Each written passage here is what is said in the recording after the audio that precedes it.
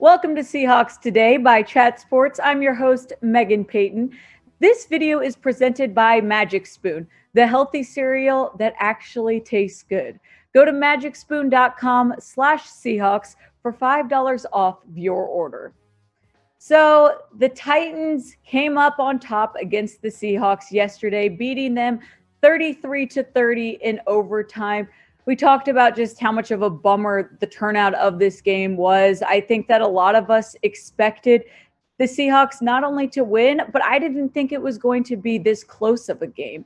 So it's upsetting. There's a lot of things to unpack here. There's a lot of blame to go around. And that's why today is Overreaction Monday. We go in and we look at what fans are saying and we start to put the blame on other people and see what the Seahawks can do to improve. But first, I'm asking you guys, subscribe to this channel. We want to keep giving you guys free Seahawks content. It is 100% free. All we ask is that you subscribe. Go to youtube.com/Seahawks TV or press the big red button right below this video. First overreaction. Jason Myers is to blame. And to me, okay, I'll say this. This is an overreaction, sort of. You have to understand Jason Myers is an amazing kicker. He's a really good person and a consistent guy to have on your team. But should he have made that extra point? Absolutely. If Jason Myers would have made that extra point, the Titans would have had to go for two.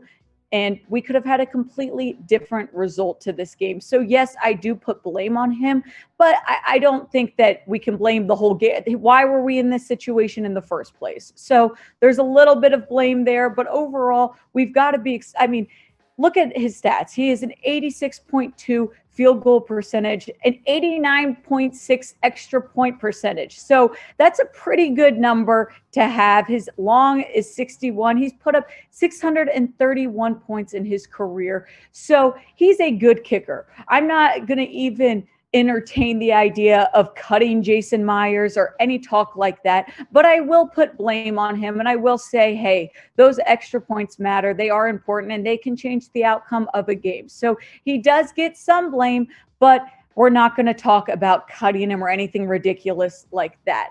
Do you guys think that kicker Jason Myers deserves the blame though? If you think so, type Y for yes. If not, type N for no. Like I said, yes, he does get some blame, but sort of. There's other people and there's a lot of blame to go around. Number two, overreaction. And this one, I mean, man, we've talked about it a lot, but we're bringing it back because it's just so obvious. Number two overreaction is cut Tre Flowers. And it's hard. I kind of like stood up for him a little bit early on saying like, hey, give him a chance. But I will say I'm starting to agree. And maybe it's not cutting Tre Flowers. I'm not saying that he doesn't deserve a roster spot. But what I am saying is this isn't the guy that you want as your number one corner. This isn't the guy that you want covering guys like Julio Jones or these just top receivers in the league. He hasn't had an interception. And to be honest, he hasn't even come close to an interception. He's about like 10 yards off, I feel like, of the receiver so often. And this is becoming a problem. I'd say that the Seahawks really should entertain the idea of signing a new corner at this point. Just find a guy that's more experienced, just has a little bit more consistency than Tre Flowers. And so that's where the rumors start to come up about a guy like Richard Sherman. And to me, this would be fantastic. If the Seahawks would bring back Richard Sherman, this could help out the Seahawks in a lot of ways. And just to have a guy with so much experience as Sherman to kind of lead that room, to lead the cornerback room and just kind of help out some of these other guys, I think that it would be a fantastic move. And I think it's actually a realistic option for the Seahawks. We take a peek at what he did back in San Fran in 2020. He only played 5 games, but he had 18 tackles, 1 tackle for loss, an interception, and a pass breakup. So I'd say it's no question that Sherman is a better corner than Tre Flowers. We all know this. Is it realistic for the Seahawks to sign Sherman? I think it could be. But if you had your choice, who would you guys sign as a corner for the Seattle Seahawks? Seahawks. Which cornerback are you signing? Go to the comments right now and let me know who you guys think Seattle should pick up. Like I said, this video is presented by Magic Spoon. If you go to magicspoon.com/Seahawks, you can get $5 off your order today. And guys, this cereal is healthy and actually tastes delicious. I'm eating the frosted right now. They have a million great flavors to choose from. There's 13 to 14 grams of protein in it. There is 0 sugar, yet it tastes so good, and only 4 net grams of carbs. This is my favorite breakfast. It keeps me full for so long. So I'm telling you, if you want a healthy breakfast that tastes like Fruit Loops, that's better, go to magicspoon.com/Seahawks today. Our number 3 reaction is Russell Wilson crumbled in the second half.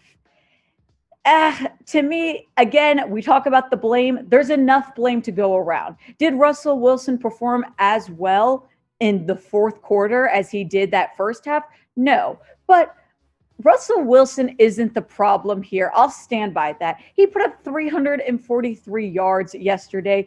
He went 22 for 31. He had 2 touchdowns, no interceptions. And yes, we can get nitpicky and we can put some blame on him and say that, yeah, in the fourth quarter, he looked worn out. Things weren't like working out as much as you would have hoped, but Russell Wilson is not the guy that you really need to be worried about. We can put some blame on him, but he is not the main problem with the Seattle Seahawks offense or really any of their main problems. He's the best guy on their team, so I think we need to take it easy on Russell Wilson. Our last overreaction is DK needs to be better. DK does need to be better, but I'm not concerned about this. This is, again, an area that the Seahawks are pretty solid in. Now, does the offensive scheme need to change? Should Shane Waldron be utilizing these guys differently? Maybe, and that's an argument in itself. But as far as the reaction of DK needs to be better, yes, but just look at the wide receiver group that you have right now in DK, in Tyler Lockett, in Freddie Swain. These are a good group of guys. If you look at other teams' wide receiver depth chart, it doesn't look as solid or as strong as this. So I think when you take a peek just at these 3 guys, I'd say, hey, we're in a good place. DK is going to perform better over time. Tyler Lockett is playing insane. He looks amazing. And Freddie Swain looked good yesterday. So again, this wide receiver core isn't necessarily the biggest problem for the Seattle Seahawks. But I do understand the argument with DK. He's your number 1 guy and you want more out of him. So sure. But I think that kind of comes down to a little bit of what we just talked about, this scheme and the way that they're going to be running their offense now with new coordinator Shane Waldron. I think things are going to start to click and mesh a little bit more, and we'll start to see that improvement from him. Overall, it's DK Metcalf. I'm not worried about him. He's going to be fine. There's other guys and there's plenty of other people to be way more concerned about. And overall, just an upsetting game yesterday. Like we said, we expected the Seahawks to not only come on top, but we expected it to be a little bit of like a bigger game. I didn't think it was going to be this close. I definitely didn't think it was going to come down to overtime. And I didn't think that we were going to let Derrick Henry get that many yards. In the first half was encouraging, but the second half wasn't. And if we can't slow down him, and if we can't cover guys like Julio, if we've got Tre Flowers on Julio, this is going to be a consistent problem as the season goes on. So I feel discouraged in some ways, but I do think that Seattle is going to kind of rein themselves together and figure out what is going to happen.